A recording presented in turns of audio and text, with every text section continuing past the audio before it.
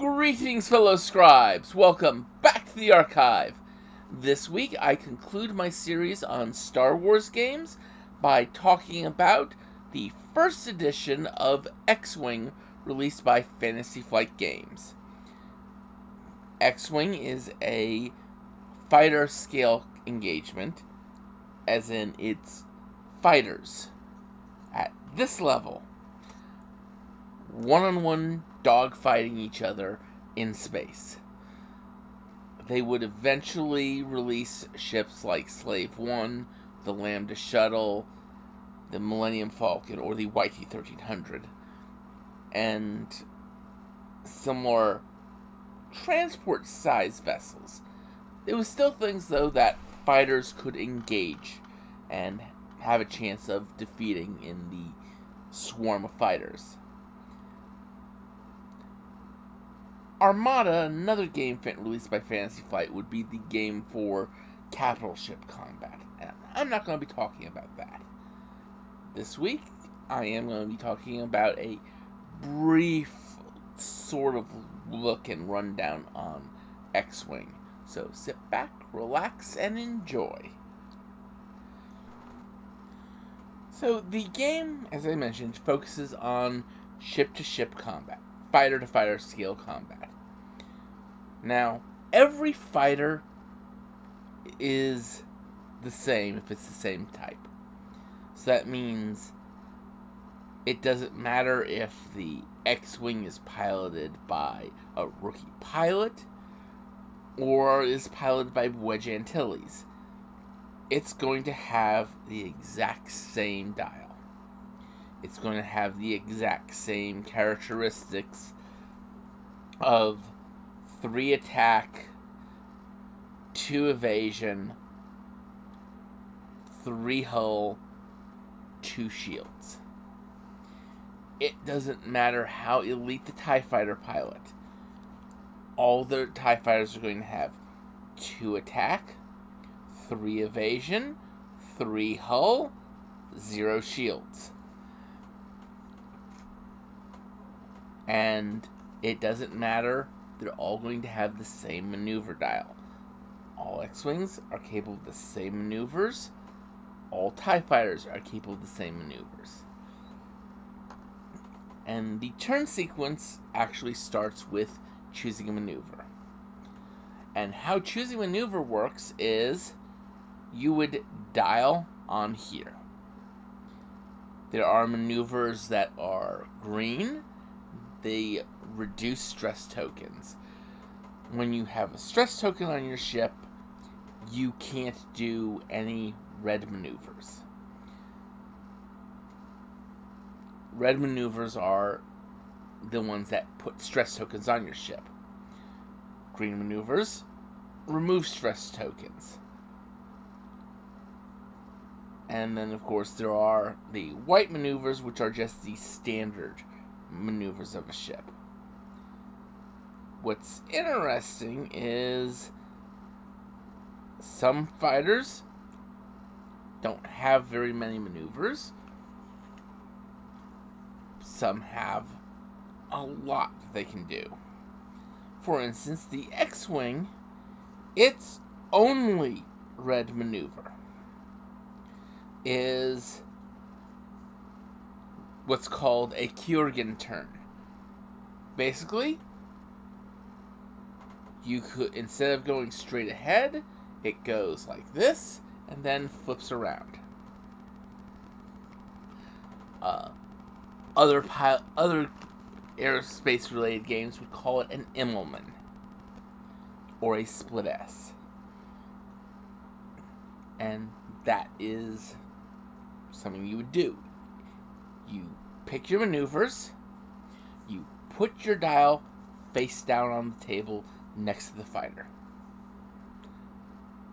When it comes time to act, you then flip your maneuver dial around and move the fighter. Now, how do you know when you move?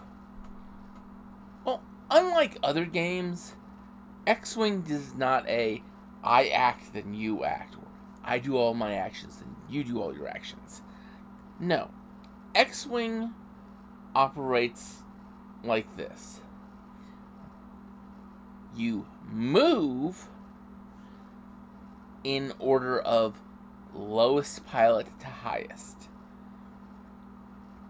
So, let's say you have a TIE fighter with a 2 pilot, an X-Wing with a 3 pilot, and then another TIE fighter with a 4 pilot.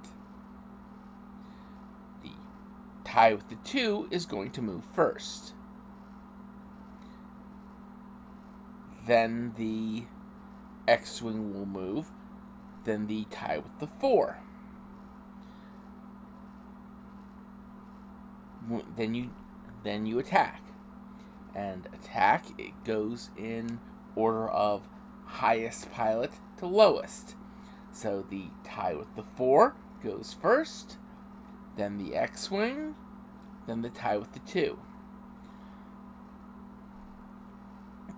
And that's really the overall turn sequence. Now, each fighter has a list of options that they can give. They have the option to focus, which basically means you can do a die roll and see if you can get a focus token. The TIE fighters can do a barrel roll. What a barrel roll means is, after you've moved, you take this movement tab, put it next here or on the other side of the TIE, and then you move the TIE to the end. It basically gives it a brief little bit of a move. There's other options, like the TIE Interceptor has an ability called Boost, which you give it a boost, and it has a set of templates it can use that it can move after it's done its maneuver.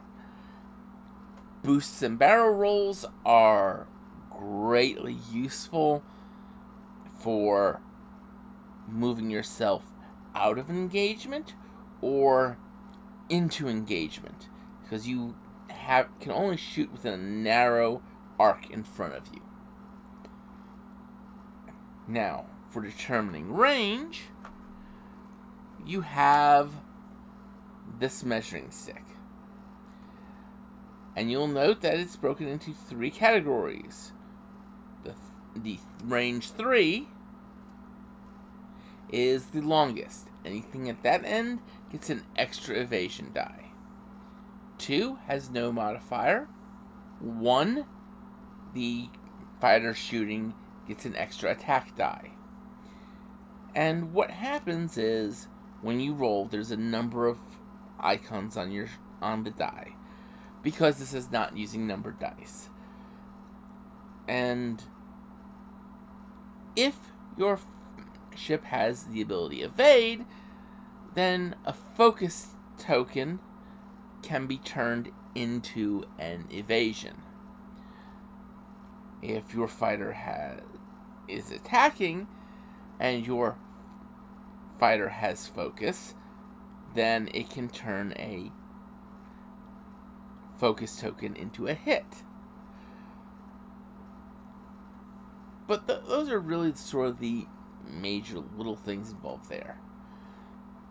But, of course, an evasion cancels a hit, and there's hit and critical hit icons. Now, what's the difference between a hit and a critical hit icon? Well, if the ship still has shields, nothing. Both are absorbed by the shields. If, however, you inflict a critical hit on a ship without shields, whenever you take damage, whenever you actually take damage, as in the shields are gone and the ship's hull is getting hit, you draw a card. The damage cards you put next to your ship. When you have a number of cards equal to or exceeding your ship's hull, you blow it up.